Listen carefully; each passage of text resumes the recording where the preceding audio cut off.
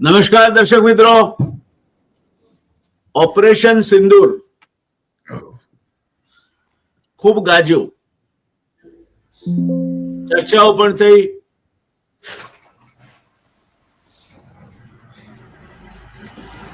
એના કાર્યક્રમો પણ અપાયા, કાર્યક્રમો પડતા મુકાયા, પણ સૌથી વિશેષ ચર્ચા જો કઈ જગાવી હોય તો એ ડોનાલ્ડ ટ્રમ્પ દ્વારા વારંવાર એવું કહેવાયું કે ભારત પાકિસ્તાન વચ્ચેનું યુદ્ધ, હવે આપણે અત્યાર સુધી એમ કહીએ છીએ કે આ યુદ્ધ નહોતું, અઘોષિત એક છમકલું હતું, મેં બંધ કરાયું અને એનો આપણે હંમેશા રદિયો આપ્યો છે, આવું કઈ છે એટલે રદિયો આપ્યો જ નથી, sorry I correct my self, આપણે એ અંગે મૌન સેવ્યું છે.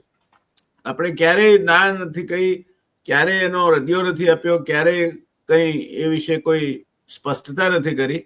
ટ્રમ્પ કયા કરે છે, હમણાં જ પાછો થોડા દિવસ પહેલા એમણે પુનરોચ્ચાર કર્યો. ત્યારે આજે ચર્ચા જે કરવી છે એ એવો વિષય છે કે જે આની સાથે સીધો સ્પર્શે છે. અમેરિકાનું સિક્યોરિટી એન્ડ ઇકોનોમીઝ કમિશન, એટલે આર્થિક અને સલામતીના મુદ્દે સ્પર્શતું એક સંસદીય કમિટી છે એમ કહી શકાય, પણ એમાં 12 સભ્યો સેનેટર સિવાયના છે અને એણે એક 800 પત્તાનો રિપોર્ટ તૈયાર કર્યો છે અને એ રિપોર્ટમાં કેટલાક તારણો જે કાઢ્યા છે એણે, એ તારણો ચોંકાવી દે જેવા છે. એટલે એ રિપોર્ટના જે રિલેવન્ટ પેજ છે 108 અને 109 અને એનું કવર પેજ, એ 3 આપણે મૂકીશું આપના રેફરન્સ માટે. પણ આ સમગ્ર મુદ્દે આપણી સાથે ચર્ચા કરવા માટે આજે જોડાયા છે વરિષ્ઠ યુટ્યુબર અને જેમને અંગ્રેજીથી માંડી ગુજરાતી પત્રકારત્વના ક્ષેત્રનો અને રાષ્ટ્રીયથી માંડી સ્થાનિક મુદ્દાઓનો અને એથી આગળ વધીને આંતરરાષ્ટ્રીય મુદ્દે આપણે તમે ઉભા થતા વમળ કે પ્રવાહોનો વિશાળ અનુભવ છે અને એક વ્યાપક અને બહોળો એમના જ્ઞાનનો ચાહક વર્ગ છે. એવા શ્રી મયુરભાઈ જાની આજે રિયલ ડિબેટમાં આપણી સાથે જોડાયા છે. રિયલ ડિબેટના દર્શક મિત્રો વતી મારી અંગત હેસિયતથી મયુરભાઈ, હું આપને આવકારું છું, આપનું સ્વાગત છે. આપે અમારા માટે સમય આપ્યો અને તે પણ આવા પેચીદા મુદ્દા ઉપર ચર્ચા કરવા માટે આપે સંમતિ આપી, એ માટે હું આપનો આભારી છું. આ બાબત ખરેખર દરેક ભારતીયના મગજમાં ઘુમરાયા કરે છે અને એ ઘુમરાયા કરે છે ત્યારે ખરેખર એના તથ્યો શું છે એ તો આ રિપોર્ટ આવ્યા પછી એ રિપોર્ટના તારણો, એ તારણોમાંથી 108 ને 109 નંબરના પેજ ઉપર જે કંઈ રજૂ થયું છે તે આપણે જોઈએ તો આપણને ખ્યાલ આવે. તો આ શું અહેવાલ છે અને આ બાબતના જે તારણો આપણને સ્પષ્ટતા તારણો છે એ 108 ને 109 નંબરના પેજ પર શું લખાયું છે એવું કે જેણે ચર્ચાનો અને વિવાદનો વંટોળ ઉભો કર્યો છે? સાહેબ નમસ્કાર આપને, આપણા તમામ દર્શક મિત્રોને. અને આ સબ્જેક્ટ છે બહુ નમસ્કાર ભાઈ, ગંભીર છે, બહુ મહત્વનો મુદ્દો છે. આના પર બહુ ઓછી વાત મારા ખ્યાલ છે થઈ રહી છે, અથવા તો થતી હોય તો એ પછી એ લોકો સુધી પહોંચી રહી નથી, કંઈ પણ હોય. પણ મૂળ આ મુદ્દાની ઉપર જેટલું ફોકસ થવું જોઈએ એટલું થતું દેખાતું નથી. પણ એ આપણી હાલ વર્તમાનમાં આપણી જે આંતરરાષ્ટ્રીય સ્તરે આપણી જે હેસિયત બનીને રહી ગઈ છે એનો પ્રતિબિંબ છે સાહેબ આ રિપોર્ટ. હું તમને વાંચીને સંભળાવું 108 નંબરના પેજ ઉપર શું છે. એમાં લખેલું છે, મેં ખોલીને સામે રાખેલું છે એ પાનું. China opportunistically used Pakistan's military crisis to test and promote its own defense compatibilities. માં જે 800 પાનાનો તમામ ખાલી આ એક જ નથી પણ આ પણ જે છે પાના નંબર 108 અને 109 ઉપર એ તમામ રિપોર્ટમાંનો એક આ ભાગ પણ છે એ હું વાંચી રહ્યો છું જે આપણને લાગતો છે આપણને સ્પષ્ટ છે એ કહે છે કે એ તકનો લાભ ઉઠાવી અને પાકિસ્તાનની જે મિલિટરી ક્રાઇસિસ ઊભી થઈ છે આપણે ઓપરેશન સિંધુ શરૂ કર્યું 4 દિવસ ચાલ્યું છે એમાં એને પોતાના ડિફેન્સ કેપેબિલિટીઝ જે હતી એની પોતાની ક્ષમતા એ એને ટેસ્ટ પણ કરી અને પ્રમોટ પણ કરી એવું અમેરિકામાં રજૂ થયેલો અમેરિકા અને ચાઇના દ્વારા બનેલો 12 સ્વતંત્ર સભ્યો દ્વારા બનેલો રિપોર્ટ છે એમાં લખેલું છે China's role in the May 7th and 10th 2025 clash between Pakistan's and India's militaries drew global attention as Pakistan's military relied upon Chinese weaponry.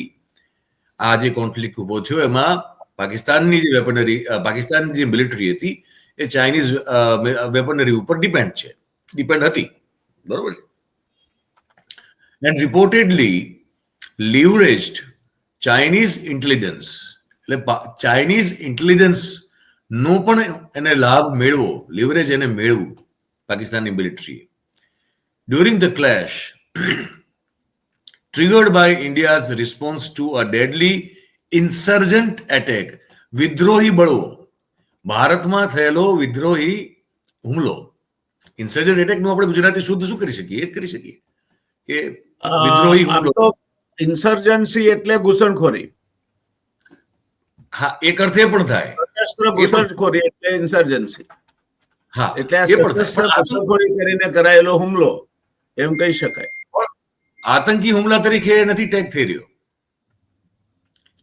આપણા માટે જે એ હોઈ શકે ઇન્સર્જન્સી પણ ઇન્સર્જન્સી સ્ટેટ સ્પોન્સર્ડ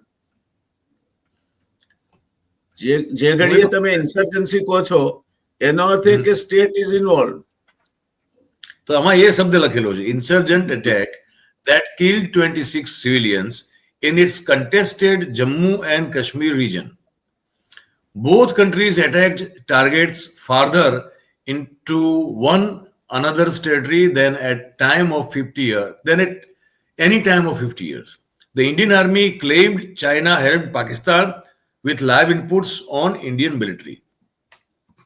પછી તમને બીજું પાના નંબર અને પછીનું એક પાના નંબર છે એ તમને ખોલું એટલે અહીંયા સપોઝ આમાં જેટલું આપણે વાંચ્યું એના ઉપર પહેલા ચર્ચા કરી લઈએ તો અહીંયા બહુ સ્પષ્ટ કે છે કે ભાઈ એક તો આ ઇન્સર્જન્ટ એટેક છે આ તમે દેખાડો છો પાના નંબર 109 છે આ 109 છે આપણે આ હજી વાંચવાનું બાકી છે વાંચવું આવે તે 108 ભાઈ બતા તો આગળનું બધું અને પહેલાનું જે 108 છે એને તો એ તો આમાં સાહેબ ક્લિયર કટ વાત છે તમને કહું કે ભાઈ તમે કોઈ પણ જાત આ રિપોર્ટ એવું કહે છે કે એક તો એ તમે જેમ કીધું એમ પ્રોપરલી એને ડિફાઇન કર્યું કે સ્ટેટ સ્પોન્સર્ડ એક પ્રકારનો હુમલો હતો એવું એ લોકો કહી રહ્યા છે સ્ટેટ એટલે કયું સ્ટેટ સાહેબ આપણું સ્ટેટ કે પાકિસ્તાનનું સ્ટેટ હે ને એ લોકો એવું કહી રહ્યા છે એટલે જે હુમલો કરે છે તે સ્ટેટ થયો ને પાકિસ્તાનનો થયો ને આઈ ડાઉટ સર હુમલો આપણા પર થયો છે માટે પાકિસ્તાન સ્ટેટ દ્વારા સ્પોન્સર્ડ છે એવો આમાં મને કોઈ જગ્યાએ મતલબ નીકળતો દેખાતો નથી સાહેબ મારું અંગ્રેજી તમારા કરતા ઘણું નબળું છે પણ છતાં મને સમજાય હું આ એ જ જોઈ રહ્યો છું ઇન્સર્જન્સી નો આમ તો અર્થ ડિક્શનરી મિનિંગ તો બળવો થાય વિદ્રોહ થાય હા તો વિદ્રોહ તો જો એ મર્યાદિત અર્થમાં લઈએ આપણે તો આપણે આપણા જ અંદર બળવો થયો તેમ કહી શકાય અને અહીંયા પાકિસ્તાનનું કોઈ જગ્યાએ નામ લેતા નથી લખે છે કે તમારા ત્યાં આપણા મતલબ જમ્મુ અને કાશ્મીરના સ્ટેટમાં એ રાજ્યમાં ઇન્સર્જન્ટ એટેક થયો ટેરરિસ્ટ એટેક નથી આપણા ઉપર કોઈ આતંકી હુમલો કર્યો છે એવું આ લોકો માનવા તૈયાર નથી એ મારો પોઈન્ટ છે અને એ સ્પષ્ટપણે મને એવું સમજાય છે કે આમાં એનો મતલબ એવો નીકળે છે હા એવો ચાઇનીઝ ઇન્સર્જન્સી એટલે બળવો ચાઇનીઝ ઇન્ટેલિજન્સનો પણ ઉપયોગ થાય છે ચાઇનીઝ વેપનરીનો પણ ઉપયોગ થાય છે ચાઇના આના તકનો લાભ લઈ અને પોતાના વેપન્સ અને ટેસ્ટ પણ કરે છે અને પ્રમોટ પણ કરી રહ્યું છે અને પાકિસ્તાન ચાઇનાના નો જે ક્ષમતા છે એનો લીવરેજ લીધો છે. આટલી વાત આમાં સ્પષ્ટ થઈ રહી છે. હવે ચાલો આપણે બીજો 109 નંબરનો પાનો પણ વાંચી લઈએ એટલે દર્શકોને ખ્યાલ રહે કે આમાં જે હાઇલાઇટેડ એરિયા છે એ શું છે. Pakistan's military success over India in its 4-day clash showcased Chinese weaponry. અહીંયા એક સ્ટેટમેન્ટ છે સાહેબ, ક્લિયર કટ. પાકિસ્તાનનો જે ભારત સાથેના ક્લેશ દરમિયાન જે પાકિસ્તાનની મિલિટરીને જે સફળતા મળી છે એ ચાઇનીઝ શસ્ત્રો અને ચાઇનીઝ વેપનરીઝ જે છે એ એની સફળતા શોકેસ કરી રહી છે. બેઝિકલી એ પાકિસ્તાન નથી, એ ચાઇનાની છે. આમાં આ ખુલ્લેઆમ મિલિટરી પાકિસ્તાનની છે અને શસ્ત્રો અને ઇન્ટેલિજન્સ એટલે કે ગુપ્તચર માહિતી એ ચાઇનાની છે. એ બે એકબીજા સાથે કેટલા ડવટેલ અથવા સુસંગત થાય છે, કમ્પેટેબલ થાય છે, એ આ જે આખો ઇન્સર્જન્સી એટેક થયો એ દરમિયાનમાં એનો ચાઇના ટેસ્ટ કરી રહ્યું. અને એ રિપોર્ટ અમેરિકાની હાઉસ ઓફ રિપ્રેઝેન્ટેટિવ્સ અને સેનેટ બંનેમાં આ પ્રસ્તુત થયો ગઈકાલે પરમ દિવસે. While characterization of this conflict as the proxy war may overstate China's role as an instigator, Beijing opportunistically leveraged the conflict to test and advertise the sophistication of its weapons. Useful in the context of its ongoing border tensions with India and its expanding defense industry goals. As Pakistan's largest defense supplier, China provided approximately 82% of the country's arms imports from 2019 to 2023. This clash was the first time China's modern weapon systems, including HQ-9 air defense system, PL-15 air-to-air missiles, and J-10 fighter aircraft were used in active combat, surviving as the real-world field experiment. China reportedly offered to sell 40 J-35 fifth-generation fighter jets, KJ-500 aircraft, and ballistic missile defense systems to Pakistan in June 2025. That same month, Pakistan announced a 20% increase in its 2025-26 defense budget, raising planned expenditure to 9 billion despite an overall budget decrease. હવે આમાં મને સાહેબ સમજાવો, મહેરબાની કરીને આપણા દર્શકો પણ સમજે કે આ બધું આપણી માથે બેઠેલો ડ્રેગન આ બધું કરી રહ્યો છે, બાજુમાં આટલો બધો નાલાયક પાડોશી પાકેલો છે. એ તમે કઈ બોલી જ રહ્યા આમાં, આ ખુલ્લેઆમ તમારી સામે મૂકવામાં આવી રહ્યું છે. there is no response. અને વાતો મતલબ તમારું ધ્યાન ક્યાં ક્યાં ભટકાવવાના પ્રયાસો થઈ રહ્યા છે. લાલુના ઘરમાં ઝઘડો નાખી દીધો, હવે પેલો મુલાયમ સિંહના બાપા જે બિચારા ગુજરી ગયા, હવે એના ઉપર એક આખું ઇન્ડિયા ટુડે નામની પેલું સમાચાર માધ્યમ છે છાપી નાખે લેખ. તમારે ઓરિજિનલ જ્યાં તમારી આપણી આબરૂ જઈ રહી છે, જ્યાં આપણી પછેડી ખેંચાઈ રહી છે, ત્યાં કોઈ બોલવા તૈયાર જ છે. અને આ બહુ ગંભીર બાબત છે, મારો એ પોઈન્ટ.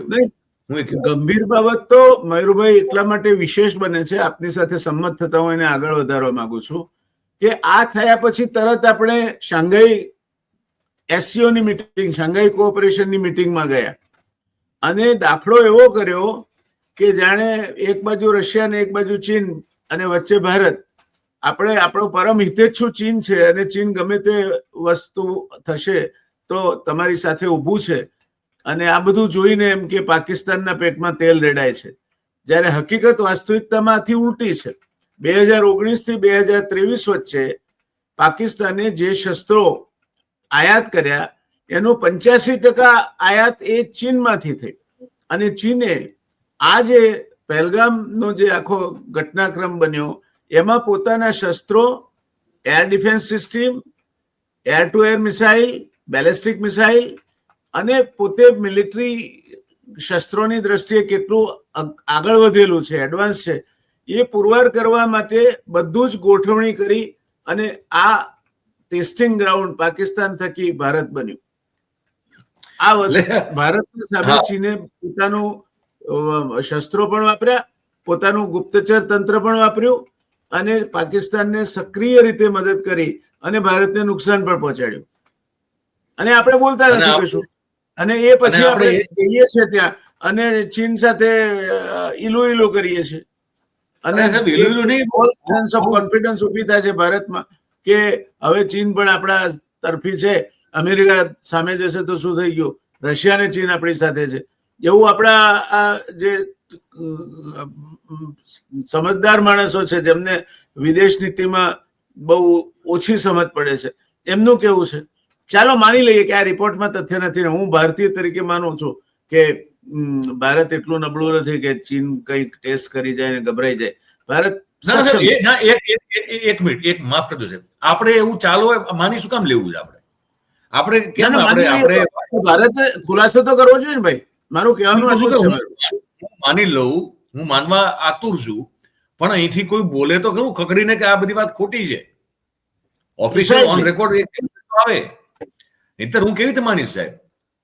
મને જાગૃત નાગરિક તરીકે ચિંતા છે, હાડી હાથ વાર ચિંતા છે કે આવું કંઈ પણ લખાઈ રહ્યું છે, બોલાઈ રહ્યું છે, કોઈ પણ આવીને ટપલી મારી રહ્યું છે. ગંભીર બાબત છે. આ બાબત અતિ ગંભીર છે, કારણ કે એક બાજુ નેપાળ સાથેના આપણા સંબંધો કઈ એટલા બધા સારા નથી. બાંગ્લાદેશમાં તો આપણે માલદીવ સાથે ચીન નજદીકીમાં છે, શ્રીલંકાનું હનુમાનટોટા ચીન પાસે છે, પાકિસ્તાનનું ગદર ચીન પાસે છે.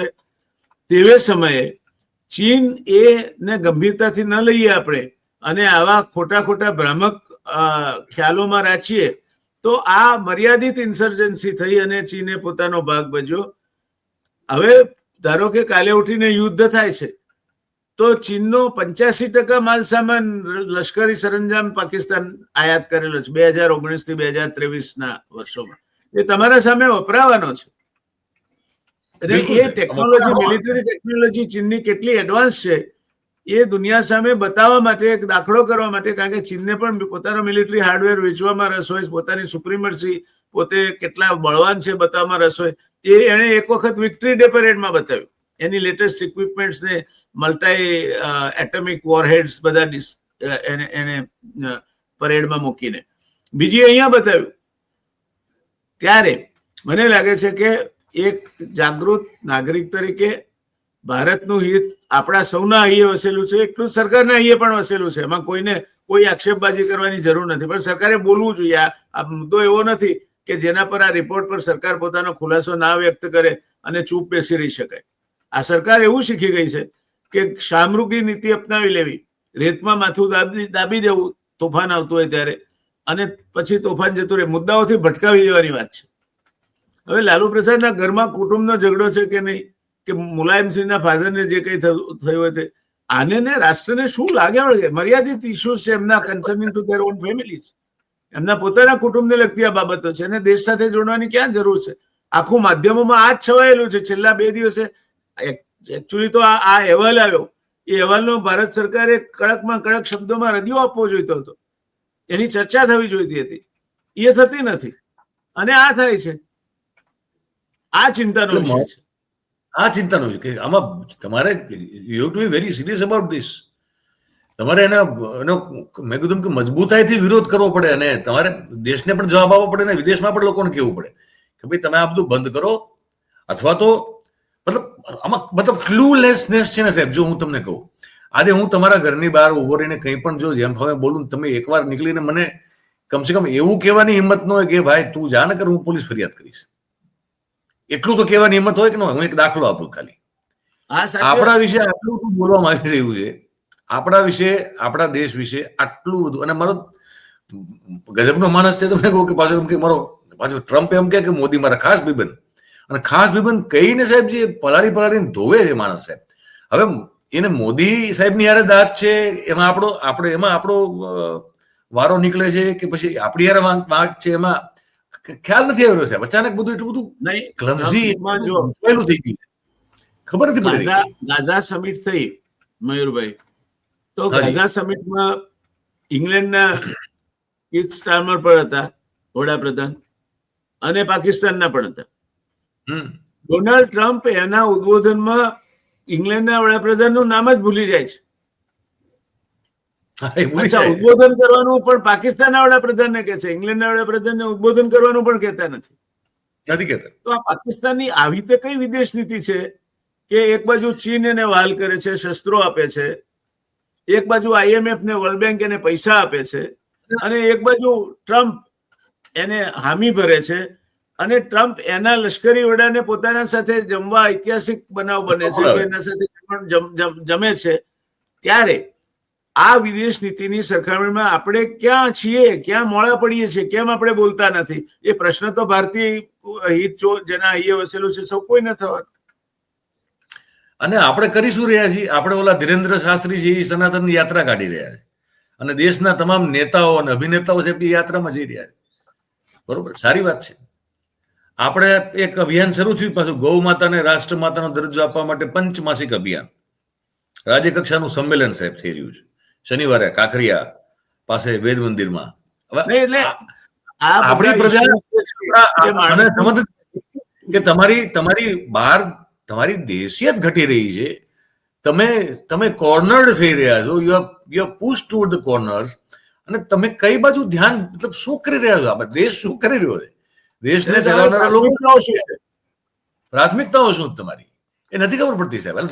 એટલી ખબર પડે છે કે પ્રાથમિકતામાં એવું છે કે આપ જે કંઈ થઈ રહ્યું છે એના તરફ લોકોનું ધ્યાન ન જાય, આટલી ખબર પડે છે સાહેબ. ઓલો ટ્રમ્પનો દીકરો અહીંયા આવ્યો છે, અંબાણીના છોકરાઓ એની દાંડિયા રમે છે, એને પ્રમોટ થઈ રહ્યું છે. હવે એનાથી શું ફેર પડશે દેશને?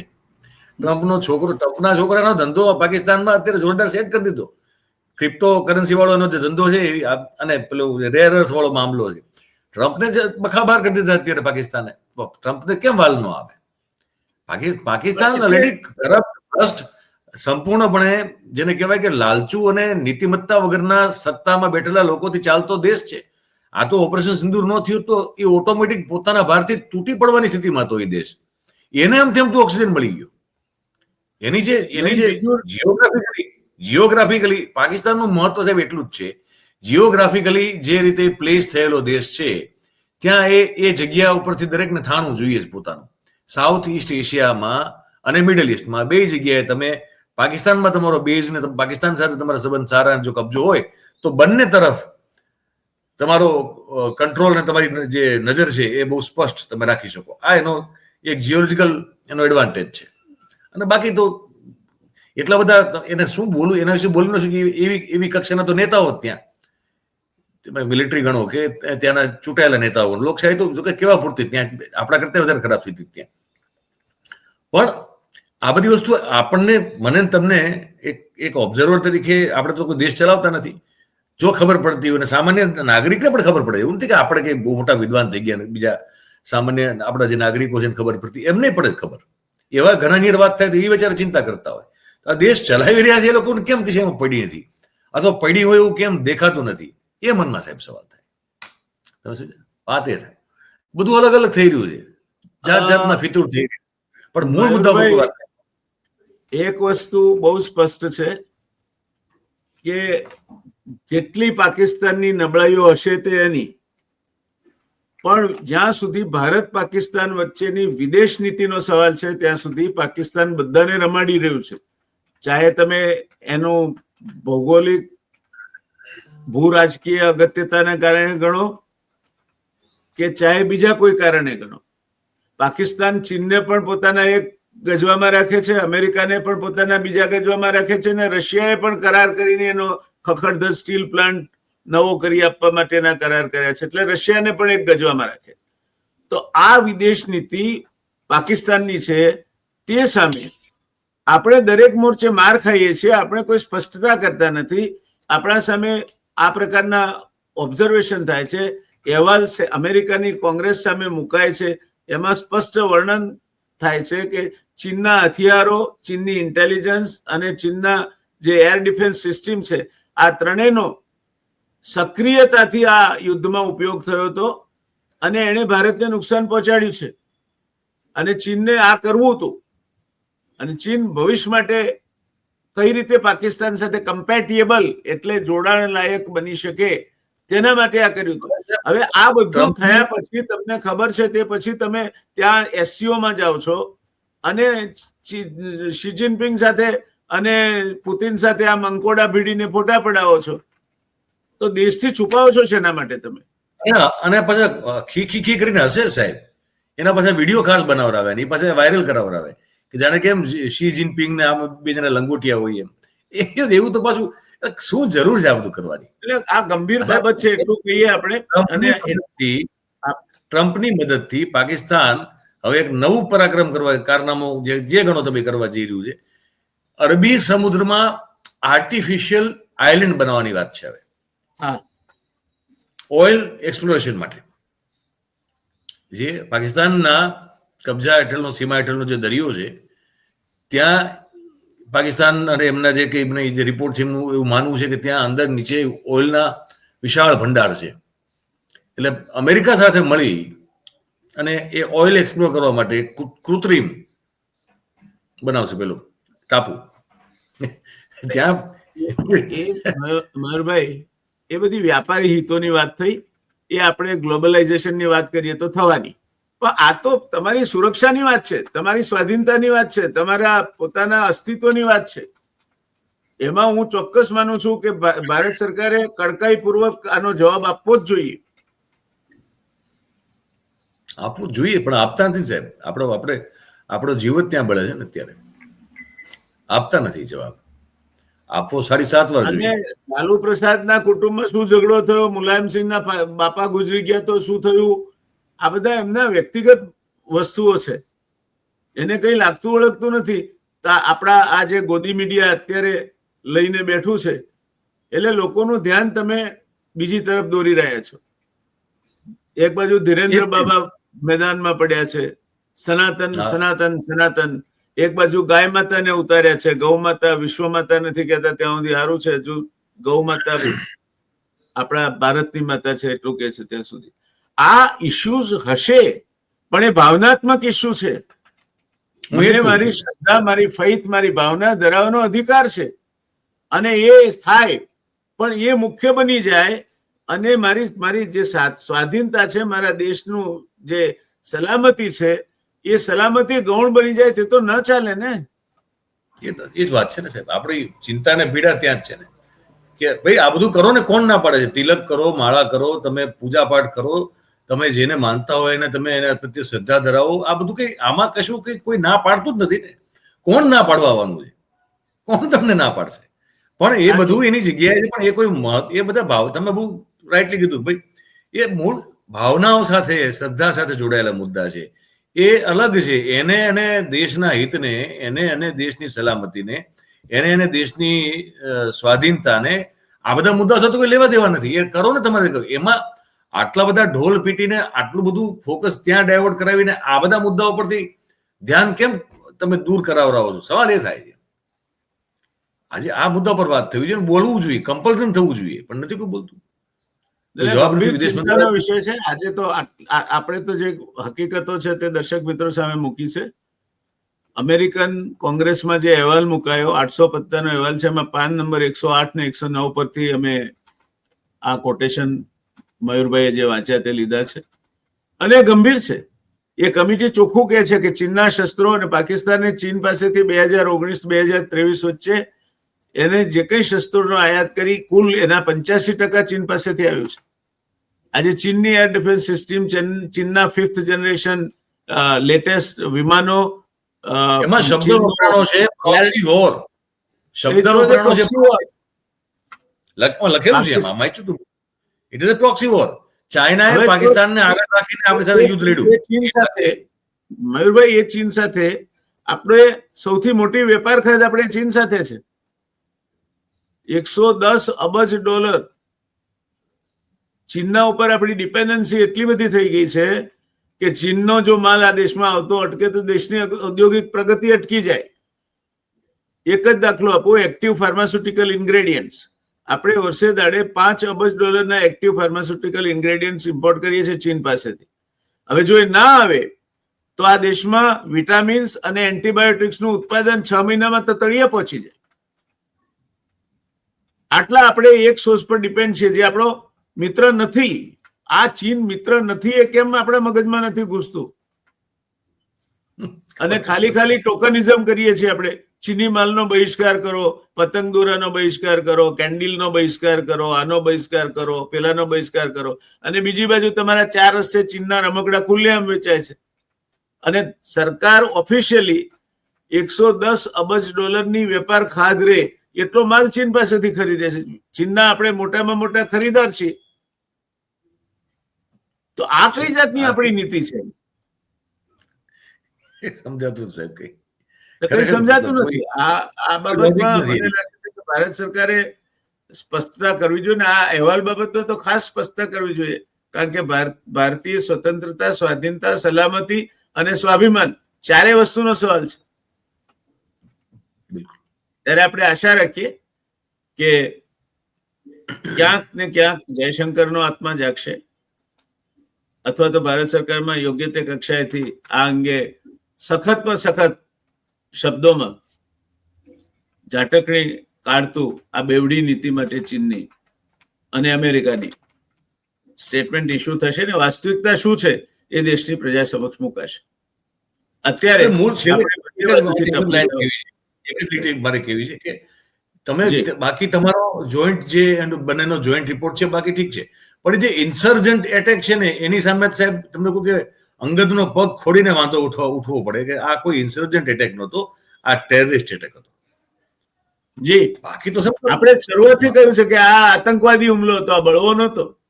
બળવો તો આપણા અંદર થયો હોય તો કહેવાય. એટલે આવું આપણા માટે લખાય અને છતાં ભારત સરકાર મૌન રહે તો મૌન એ અર્ધસંમતિ સૂચક છે. તો તમે મૌન શું કરો છો? You come out very heavily against this word insurgency. બળવો શબ્દ કેમ વપરાયો? ટેરરિઝમ કેમ નહીં વપરાયું? આતંકવાદ શબ્દ કેમ નહીં વપરાયો?